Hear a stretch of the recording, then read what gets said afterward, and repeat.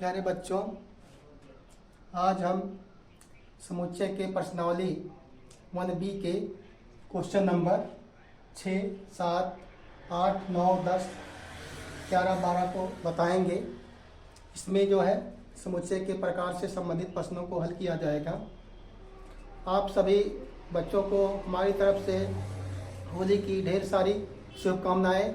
खुश रहिए, मुस्कुराते रहिए। चलिए आज का वीडियो शुरू करते हैं। यहाँ दिया गया है समुच्चय 1, 2, 3 के सभी उप समुच्चय लिखिए। इसका जो है हल कैसे करेंगे आप? यहाँ हल करने के लिए आप जानते हैं कि फाई सभी समुच्चयों का एक उप समुच्चय होता है। क्या लिखेंगे? 1, 2, 3 के सभी उप समुच्चय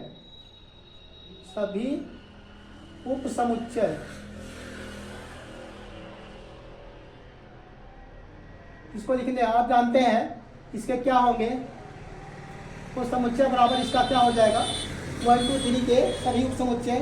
पहला उप समुच्चय क्या हो जाएगा? फाई, क्योंकि फाई क्या होता है? सभी समुच्चयों का एक उप समुच्चय होता है। अब इसमें से आप एक एक एलिमेंट लेंगे। यहाँ से दूसरा उप समुच्चय क्या हो जाएगा?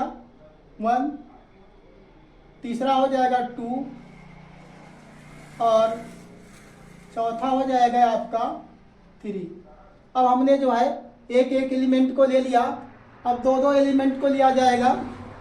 यहाँ पर 1 और 2, उसके बाद लेंगे 2 और 3। अब यहाँ पर उसके बाद लिया जाएगा 1, 3, 1,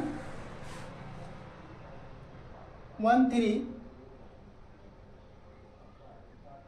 अब दो दो एलिमेंट को पहले हम क्या करेंगे? फाई लिया जाएगा, उसके बाद एक एक एलिमेंट लेंगे, फिर जो है दो दो एलिमेंटों का जो है समुच्चय बनाया जाएगा। लास्ट में आप तीनों एलिमेंट को एक साथ लिख देंगे, क्योंकि कोई भी समुच्चय स्वयं का भी एक उप समुच्चय होता है। कोई भी समुच्चय स्वयं का भी एक उप समुच्चय होता है। इस प्रकार से आपको इसके 1, 2, 3 के सभी उप समुच्चय ज्ञात कर लेंगे।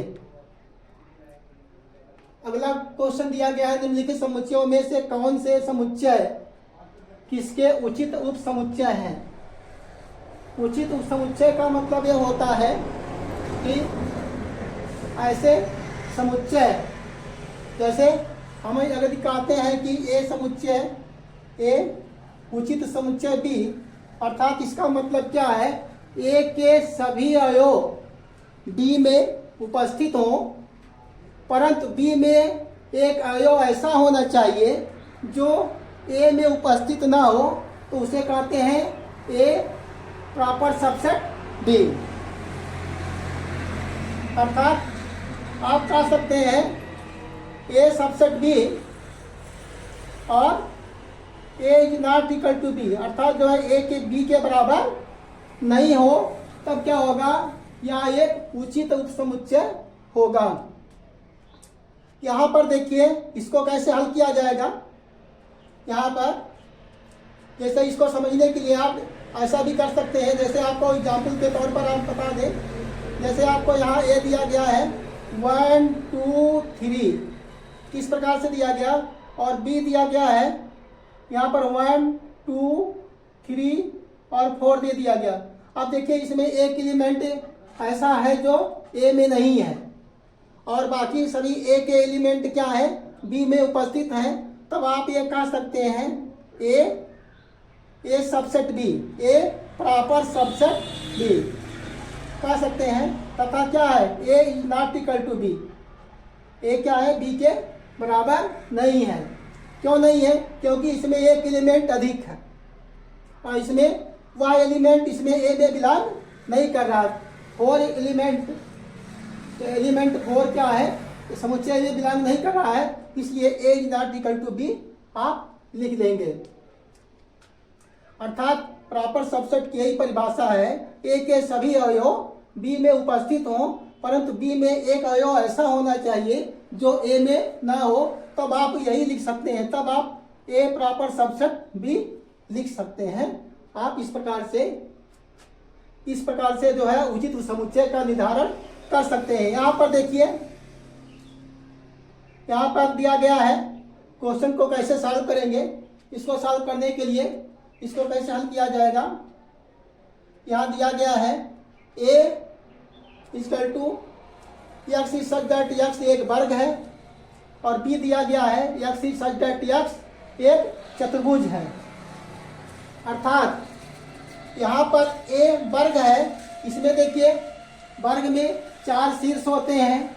यहाँ चतुर्भुज दिया गया है, तो चतुर्भुज में भी क्या होंगे, 4 शीर्ष होंगे। इसमें 4 भुजाएं होती हैं, इसमें भी 4 भुजाएं होंगी। और यहाँ पर देखो एक कंडीशन ये है कि यहाँ पर कि इसमें चतुर्भुज की चारों भुजाएं क्या होती हैं, बराबर होती हैं, और यहाँ चतुर्भुज दिया गया है, अर्थात इसमें यह चीज बराबर नहीं दिया गया है, अर्थात ए का एक एलिमेंट क्या है, बी में उपस्थित नहीं है। इसलिए आप लिख सकते हैं ए सबसेट बी। यहाँ पर लिख सकते हैं चूंकि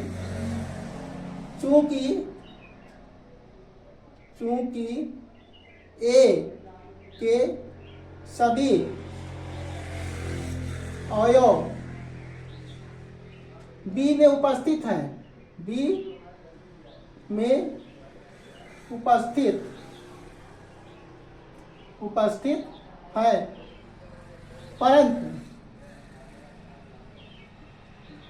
परंतु A is not equal to B, क्या है, ए बी के बराबर नहीं है। इसलिए आप क्या लिख सकते हैं, A proper subset B. A क्या है, बी का प्रॉपर सबसेट है। तथा A is not equal to B, अर्थात ए क्या है, बी का प्रॉपर सबसेट है और ए बी के बराबर नहीं है। दूसरा कह रहा है यहाँ पर यहाँ पर देखिए ए और सी में संबंध निकाला जाए तो यहाँ पर भी क्या है, एक वर्ग है या एक सम चतुर्भुज है, या एक सम चतुर्भुज है। अब इसमें चूंकि ए के सभी अवयव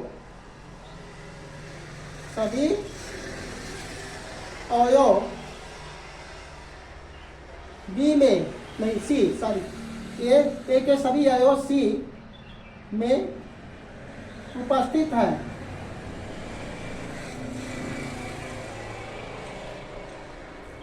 परंतु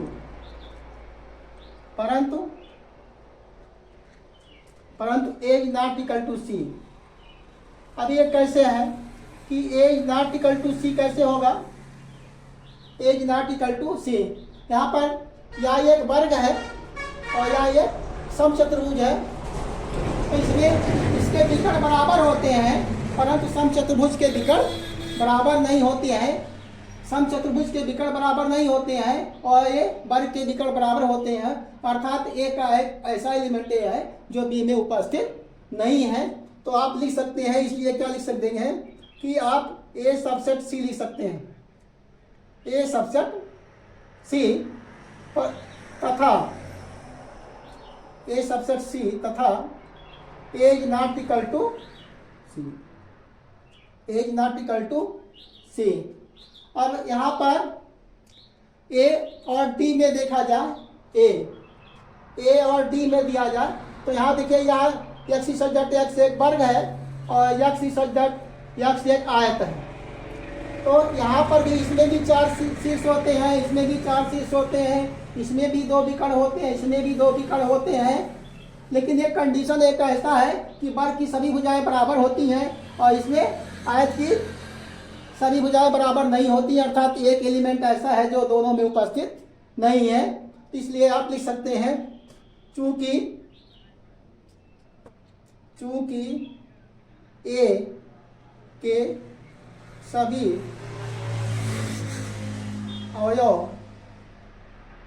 अवयव डी में उपस्थित हैं।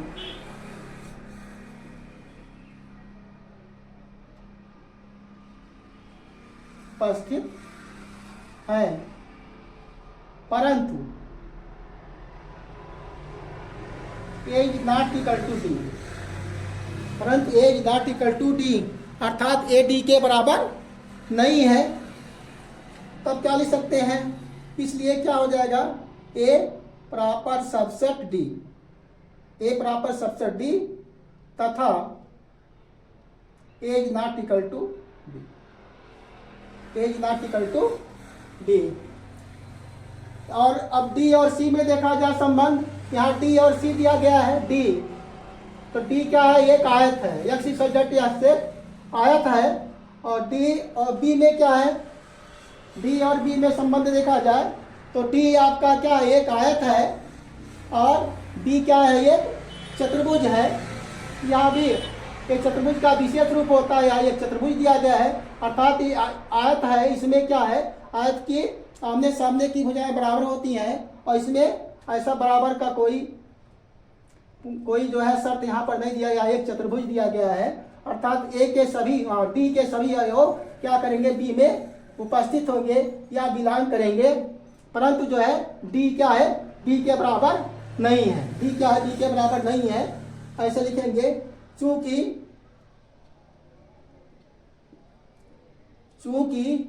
डी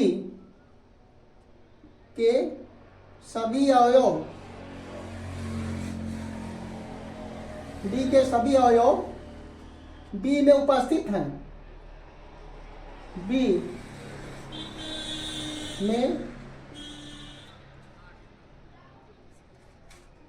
में उपस्थित है, परंतु D is not equal to B, D is not equal to B. इसलिए डी प्रॉपर सबसेट बी तथा D is not equal to B, D is not equal to B, D के बराबर नहीं है। इसी प्रकार सी और बी में संबंध देखा जाए, सी यहाँ पर दिया गया है और बी यहाँ दिया गया है। तो सी है एक्स स्तंभ चतुर्भुज है और एक्स एक चतुर्भुज है। तो इसमें चतुर्भुज की चारों भुजाएं बराबर होती हैं और इसमें यह कंडीशन नहीं है कि यहाँ चतुर्भुज में जो है इसकी चारों भुजाएं बराबर होंगी। यह चतुर्भुज केवल दिया गया है, अर्थात एक कंडीशन इसमें एक एलिमेंट ऐसा है, इसमें एक एलिमेंट ऐसा है दोनों में कि जो बी में उपस्थित नहीं है। तो क्या लिखेंगे? यहाँ पर लिखा जाएगा, इसको मिटा देते हैं आगे।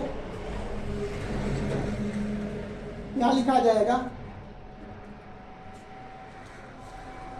चूंकि, इसको लिखेंगे आगे, चूंकि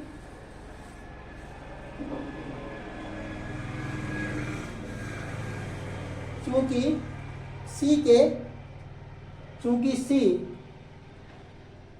के सभी अवयव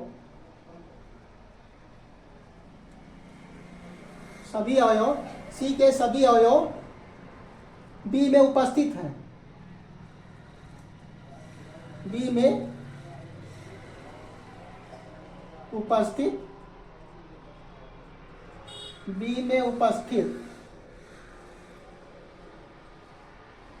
है, परंतु C is not equal to B, C is not equal to B. अतः इसलिए सी सबसेट बी तथा C is not equal to B. इस प्रकार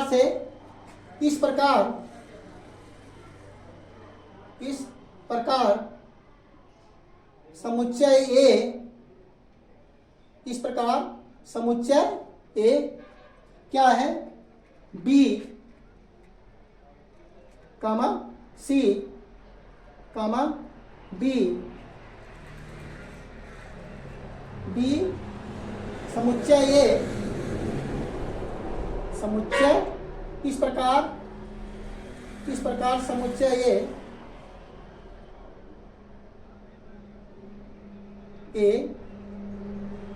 इस प्रकार समुच्चय ए,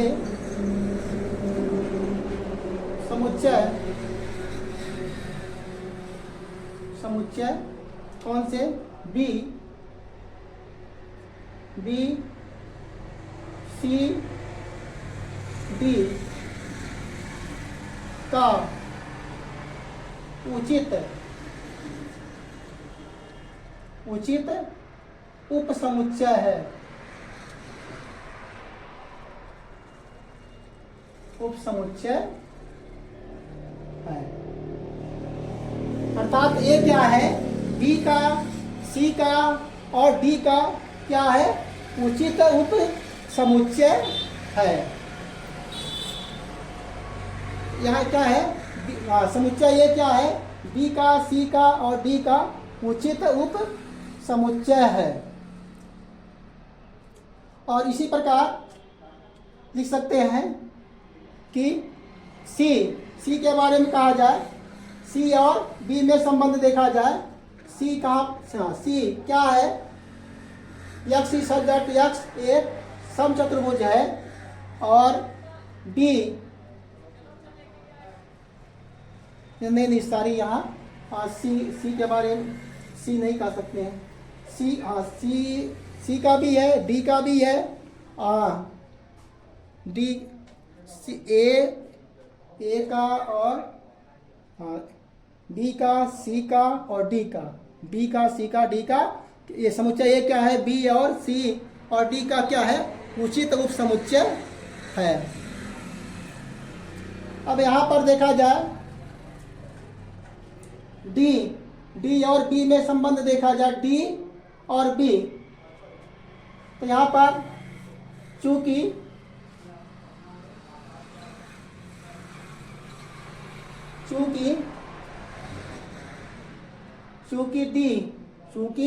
डी के सभी अवयव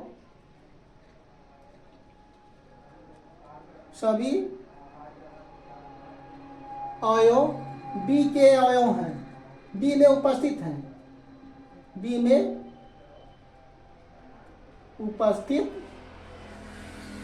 उपस्थित है, तथा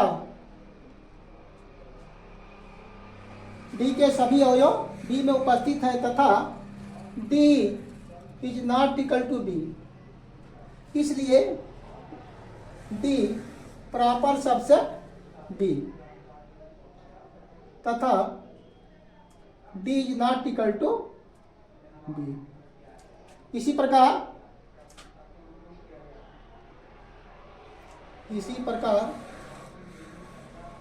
सी और बी में संबंध देखा जाए, सी और बी, तो यहाँ पर सी का है यक्ष सजट यक्ष एक चतुर्भुज है, और यक्ष सजट यक्ष एक चतुर्भुज है, अर्थात सी के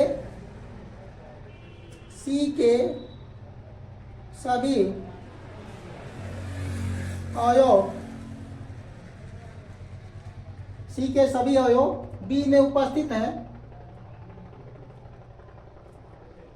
बी में उपस्थित है, परंतु C is not equal to B, C is not equal to B, तो इसलिए लिख सकते हैं सी प्रॉपर सबसेट बी, तथा C is not equal to B. इस प्रकार से हम कह सकते हैं कि समुच्चय यहाँ पर डी के, इस प्रकार से डी क्या है, बी का प्रॉपर सबसेट है, और सी क्या है, बी का प्रॉपर सबसेट है। अर्थात कह सकते हैं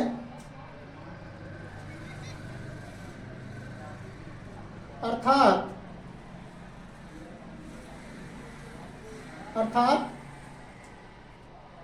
समुच्चय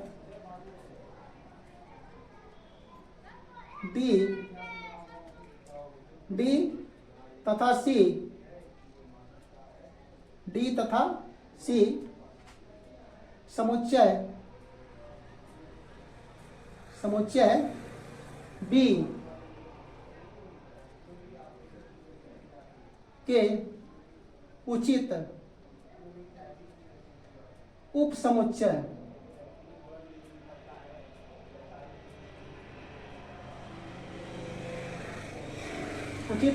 है। इस प्रकार से आप प्रश्न को भली भांति याद कर सकते हैं, तैयार कर सकते हैं। देखिए अगला क्वेश्चन कह रहा है, क्या रिक्त समुच्चय का उपसमुच्चय होता है? तो हम जानते हैं रिक्त समुच्चय फाई सभी समुच्चयों का एक उपसमुच्चय होता है। तो इसका आंसर क्या हो जाएगा? आंसर है नहीं। क्या होगा? नहीं रिक्त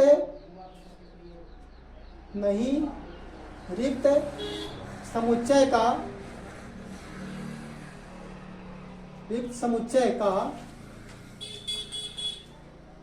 कोई उपसमुच्चय नहीं होता है। कोई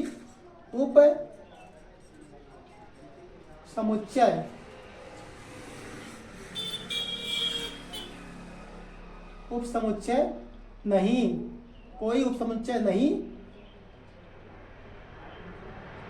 होता है। अर्थात रिक्त समुच्चय का कोई उपसमुच्चय नहीं होता है, क्योंकि जो है फाई खुद ही सभी का उपसमुच्चय होता है। तो रिक्त समुच्चय का कोई भी उपसमुच्चय नहीं होता है। यहाँ क्वेश्चन नंबर कह रहा है 9, सिद्ध कीजिए कि a = 3, 4, 5, 6, 7 और b = x such that x विषम संख्या है। तो इसको कैसे हल करेंगे? यहाँ a को तो हम लिख लेंगे, ऐसे लिखा गया है, आपको रोस्टर विधि में लिखा गया है 3, 4, 5, 6, 7, 8 इस प्रकार से दिया गया। और b को भी रोस्टर विधि में अगर लिखे हम तो मिल जाएगा आपका विषम संख्या, अर्थात 1, 3, 5, 7, 9 इस प्रकार से विषम संख्या होती है। कार्य सिद्ध कीजिए कि ये क्या है? ए बी का उपसमुच्चय नहीं है। उपसमुच्चय की परिभाषा से हम जानते हैं कि ए के सभी अवयव बी में उपस्थित होने चाहिए, परंतु बी में एक ऐसा अवयव होना चाहिए जो ए में ना हो। तो यहाँ देखिए, आप देखिए 3, 4, 5, 6, 7, 8 दिया है। यहाँ 1, 3, 5, 4, 5, 7, 9 दिया गया है। तो 3 यहाँ से 3 उपस्थित है, 4 यहाँ से इसमें उपस्थित नहीं है। अर्थात आप कह सकते हैं A not subset B, A not subset B, A B का उपसमुच्चय नहीं है। A is not subset B, आप कह सकते हैं ए बी का उपसमुच्चय नहीं है।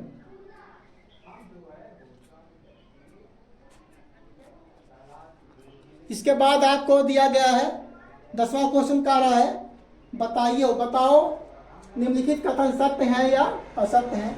यहाँ ए दिया, बी दिया, इसमें ए और बी और सी है। अर्थात ए यहाँ पर ए और बी इसमें उपस्थित है।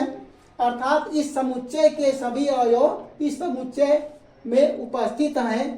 तो यहाँ पर देखिए, यहाँ काट दिया गया है। अर्थात ए यह समुच्चय not proper subset B C है इस समुच्चय का। तो ये आपका कथन क्या हो जाएगा? असत्य हो जाएगा या है? क्या हो जाएगा? असत्य हो जाएगा, क्योंकि यह समुच्चय क्या है? इसका एक उप समुच्चय है। तो यह कथन क्या हो जाएगा? आपका असत्य हो जाएगा। यहाँ दिया A comma E subset proper subset X subject X अग्रणी वर्णमाला का ये स्वर है, अर्थात इसके सभी अवयव क्या है, इसमें उपस्थित है। अग्रणी वर्णमाला चूंकि ए से शुरू होकर के जेड तक जाती है, तो यहाँ ए और ई क्या होंगे, इस समुच्चय में उपस्थित होंगे। यानी all element of set this is belong to all element of set this. तो ये क्या कथन हो जाएगा, ये आपका सत्य हो जाएगा। ये कथन क्या है, आपका सत्य है, ये कथन सत्य है। और यहाँ सी वाले में दिया गया 1 2 3 प्रॉपर सबसेट 1 3 5, अर्थात इसके सभी अवयव इसमें उपस्थित नहीं है इसके, तो ये क्या हो जाएगा, कथन क्या हो जाएगा, असत्य हो जाएगा। प्रॉपर सबसेट की परिभाषा से आपको पता होना चाहिए कि इस all element of set this is belong to all element of set this belong to set this. तो ये कथन क्या हो जाएगा, असत्य हो जाएगा। यह कथन क्या हो जाएगा, आपका दूसरा कथन क्या, आपका सी वाला कथन क्या हो जाएगा, असत्य हो जाएगा। सी कथन क्या होगा, असत्य हो जाएगा। ये क्या हो जाएगा, असत्य। डी में देखिए यहाँ पर ए दिया गया, इसमें भी ए बिलोंग कर रहा है, तो ये कथन क्या होगा, सत्य। All element of set this belong to set this, तो ये हो जाएगा सत्य। और यहाँ पर दिए, यहाँ पर all element of this exist, इसमें क्या है, उपस्थित है, उसमें क्या है, वह उपस्थित है। तो यहाँ पर ये क्या कथन हो जाएगा आपका, इस सेट इसमें क्या उपस्थित है, तो ये हो जाएगा असत्य। लेकिन यहाँ इसको इसमें क्या होगा, इसका उपस्थित है, असत्य। यहाँ पर ए सेट ए इसमें क्या होगा, एग्जिस्ट कर रहा है कि नहीं कर रहा है, यहाँ जो है इसमें उपस्थित नहीं। यहाँ सेट की बात हो रही है, ये बिलोंग का चिन्ह है, तो यह सेट इसमें उपस्थित नहीं है, इसलिए क्या होगा, असत्य हो जाएगा। हाँ देखिए अगला क्वेश्चन कह रहा है कि क्वेश्चन नंबर 11 कह रहा है, उन वास्तविक संख्याओं का समुच्चय लिखिए जो समीकरण x square minus 7x plus 12 बराबर 0 को संतुष्ट करते हैं। अर्थात इस समीकरण को हल करके एक समुच्चय आपको बना देना है। इसको कैसे आप हल करेंगे, लिख लीजिए इसको, x square minus 7x plus 12 बराबर क्या होगा, 0। अब 12 के ऐसे दो खंड करो, इनका योगफल क्या है, 7 आए, और गुणनफल बने क्या है, 12 आ जाए। तो इसको आप लिख सकते हैं एक्स स्क्वायर माइनस, यहाँ लिख सकते हैं 4 प्लस 3, 4 3 है 12 और 4 3 7, क्या आ जाएगा, 12 बराबर क्या होगा, 0। इसको तोड़ दीजिए कोष्टक, एक्स स्क्वायर माइनस 4x और माइनस क्या होगा 3x प्लस क्या होगा 12 बराबर क्या होगा 0। इसको आगे और हल किया जाए तो क्या मिल जाएगा, एक्स स्क्वायर, इन दोनों से x कॉमन हो जाएगा, x माइनस 4 आ जाएगा। इन दोनों से 3 कॉमन होगा तो माइनस 3 x माइनस 4 आ जाएगा, बराबर क्या होगा 0। यहाँ से x माइनस 4 3 बराबर क्या होगा 0। क्या लिख लेंगे, x जब x माइनस 4 जब x माइनस 4 बराबर 0, x बराबर क्या मिल जाएगा 4। उन्हें जब x माइनस 3 बराबर क्या होगा 0, x बराबर क्या मिल जाएगा 3। इसलिए समुच्चय क्या बनेगा, समुच्चय आपका बन जाएगा, इसको क्या करेंगे 4, या पहले 3 को ही लिख लीजिए, 3 का 4, यही आपका आंसर होगा। यही क्या होगा, आंसर होगा। इसके 2 एलिमेंट होंगे, इस समुच्चय के 2 एलिमेंट होंगे। नेक्स्ट क्वेश्चन कह रहा है, इसको समुच्चय ए बी सी के सभी उप समुच्चय लिखिए। तो क्या लिखेंगे? समुच्चय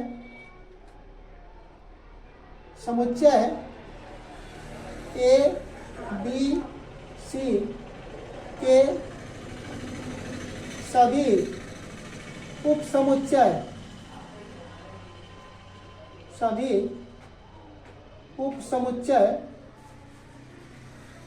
बराबर क्या हो जाएंगे? पहला उप समुच्चय क्या होगा? फाई सभी का एक उप समुच्चय होता है।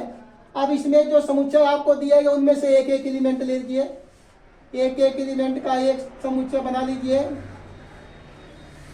यहाँ पर बी हो जाएगा, यहाँ ए, यहाँ बी और यहाँ पर सी, अर्थात एक एक एलिमेंट का हमने समुच्चय बना लिया।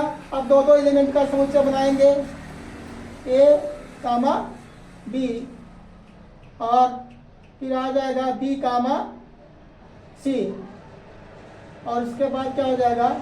ए कामा सी, ए कामा सी।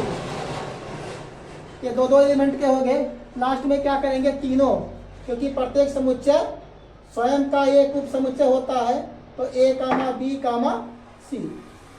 इस प्रकार से इसके आंसर ये होंगे आपके, यहाँ दिखाई नहीं दे रहा है, इसको यहाँ से लिख दें। यहाँ पर क्या हो जाएगा आपका?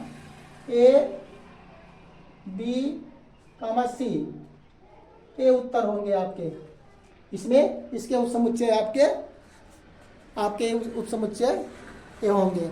अगला क्वेश्चन कह रहा है, नीचे दिए हुए समुच्चयों में से समान समुच्चयों का चयन कीजिए। इसमें कौन कौन से समान समुच्चय इनका चयन करना है?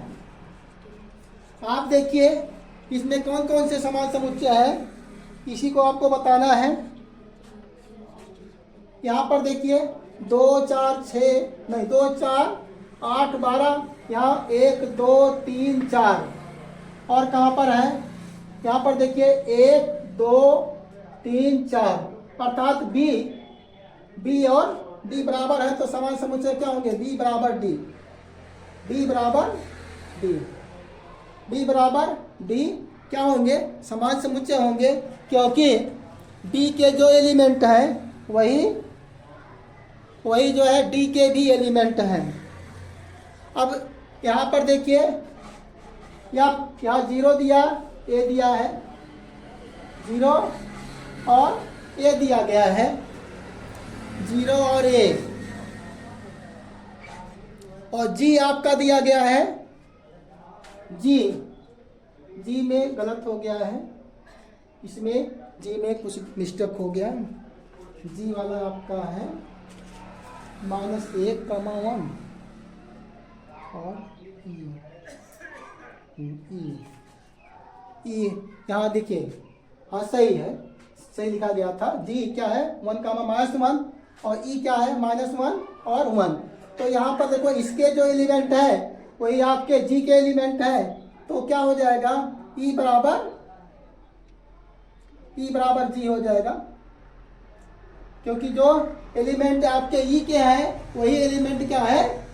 ई के हैं। इस प्रकार से आज के वीडियो में हमने जो है 6 7 8 9 10 11 12 और क्वेश्चन नंबर 13 को बताया। इसे आप अच्छी प्रकार से तैयार कर लीजिएगा। धन्यवाद।